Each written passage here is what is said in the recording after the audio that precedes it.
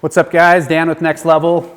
You guys have had a lot of questions about installing an ArcticFX wrap. Well, today the crew and I, we're going to get to it.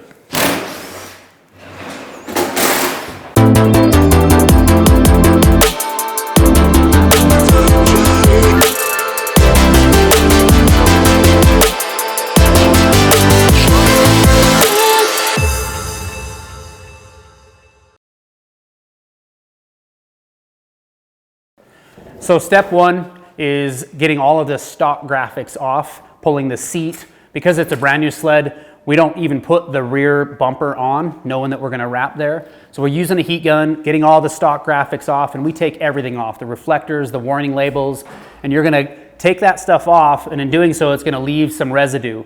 And you can get this from ArcticFX. This is a adhesive remover, and then once you're done with that, you're gonna use this surface prep, and that's gonna get all of what you're gonna wrap totally clean and ready to wrap.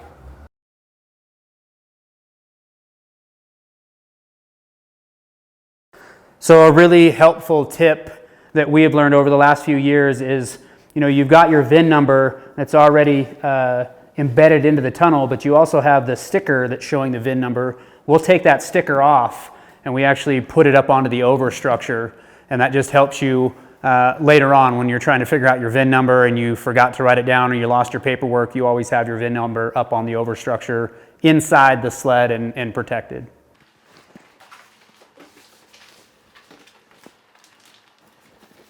So everybody's always asking, where do you start on these wraps? And Jason's probably wrapped more Axis snowmobiles than anybody. This is where he'll start, right near the boomerang. And it's just important that you have a great place to start so that all of your graphics, all of your logos that are going to tie through are all going to lay in nicely. So when I do, my first step is the boomerang. That way if you have any graphics that poke through and up and over, we also have reference points on the side panel itself. When I'm applying this, I also work with my thumb, and I'll work down or up to remove any of the air bubbles. And I work it really nice and slowly. Before I even take a heat gun to it, I want it to be able to kind of lay down itself, because once you take a heat gun to it, you're kind of set. So now I'm going to turn the heat gun on the lowest setting that it possibly can. And on these pieces here, you can kind of see how they're wrinkled up. Once you take a heat gun to them, low setting, you can kind of see that it's getting rid of some of the wrinkles, and it's almost going to lay down itself. Remember not to apply too much heat because it'll melt the wrap. And as long as you work it down and work your air bubbles out, everything should lay down pretty good.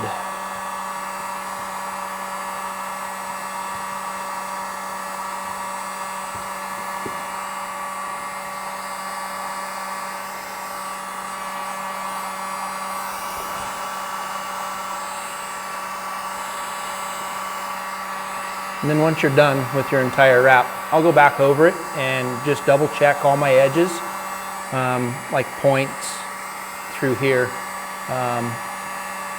That way it allows the wrap to kind of settle into place where it needs to live. So on some of these decals, there's some certain spots that I would do a relief cut. Some of us have issues with this little tiny corner in here. So I'll heat gun it. I'll get it to lay down where I like it. And you can see how it's making two little tiny dimples. Well, I'm going to take my X-Acto knife and I'm going to come in here and I'm going to trim a nice radius as much as I can in two little spots. And now you can see that it's laid down in this little crevice really well. So something important to remember when you're wrapping a snowmobile is just to take your time. Remember to prep the snowmobile, use the solvents, make sure that you clean it thoroughly, and then each piece that you lay down on the wrap, whether it be on the hood, the side panel, or the tunnel, just make sure you go over it each time, go through it thoroughly with a heat gun, really concentrating on the edges. The more prep work that you do and the more thorough of job you do, the longer that the sled wrap will last.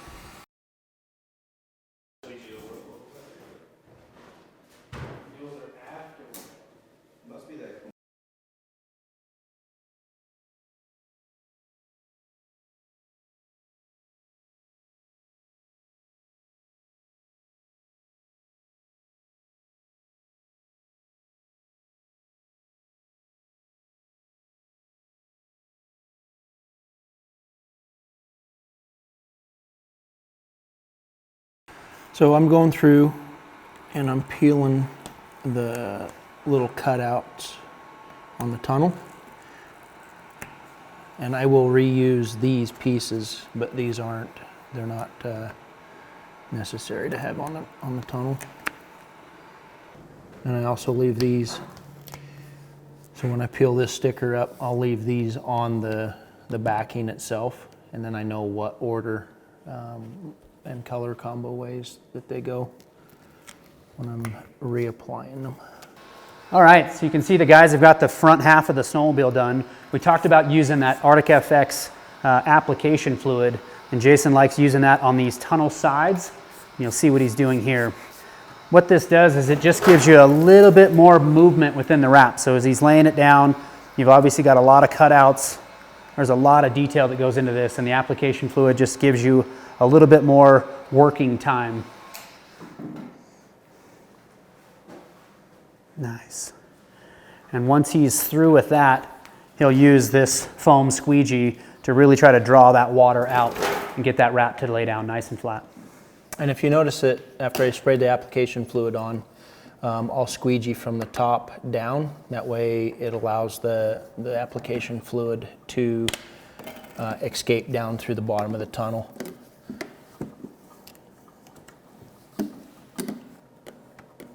And then I get back here to where my rivets are, and I leave this kind of exposed because I'm going to take a heat gun and I'm going to work my air out and around and away from the rivets. I'm keeping it still on my lowest setting. I don't want to melt or burn the wrap.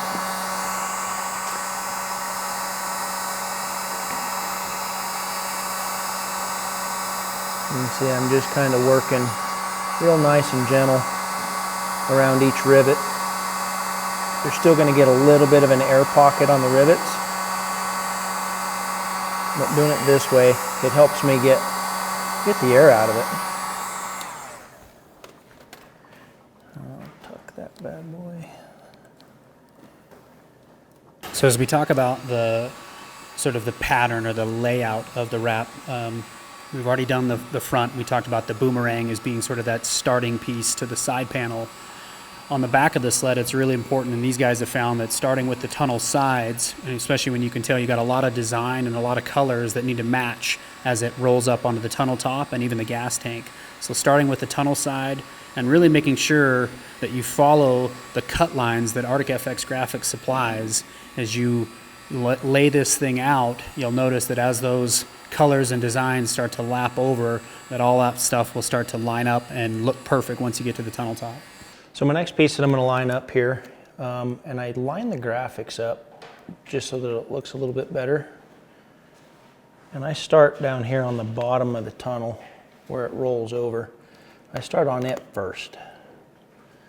And then I'll take the nice white felt squeegee that we get in our kit and run along the inside of this little tunnel part. So as I'm running along this, I'm not taking heat to it just yet because I don't want it, if I have to peel it up, in case I get a spot that wrinkles on me, then I've still got that little bit of buffer zone that I can attend to. Yeah, this is definitely probably one of the, you're gonna take your time applying this decal. Just because there's so many ridges and indentions and curves that you got to deal with. So I'm going to take and apply low heat again, not super hot. And I'm going to work this bottom edge first. And you can kind of see how when I'm taking the heat over it, that it's wanting to roll over the tunnel top itself. Just kind of let it do its thing. It's kind of relaxing from being in the flat state on your roll. And now I can work that top edge.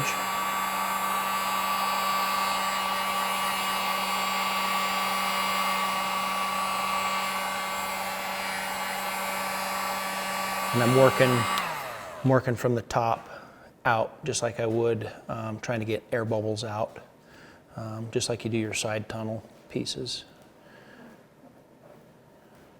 Apply more heat if necessary.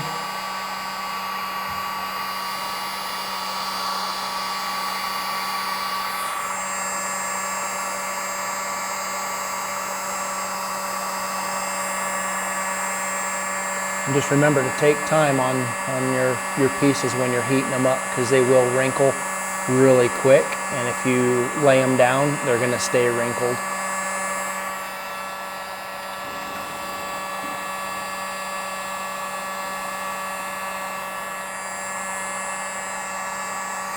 And then I'll go back through and I'll take my heat gun and lay this bottom edge down some more.